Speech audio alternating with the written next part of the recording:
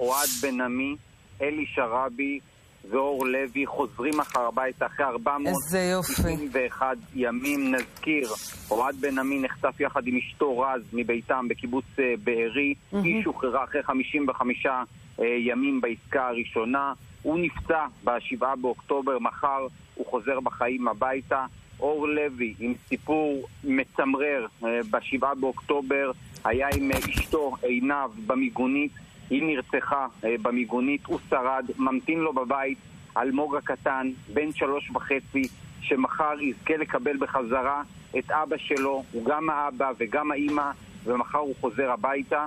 ואלי שרבי גם עם סיפור קורע לב, ב7 באוקטובר מחבלים פרצו לביתם בקיבוץ בארי בשכונת הכרם, רצחו את אשתו ליאן, רצחו את הבנות שלו יונה ויהל, והוא נחטף לרצועה יחד עם אחיו יוסי שרבי. יוסי נרצח בשבי חמאס.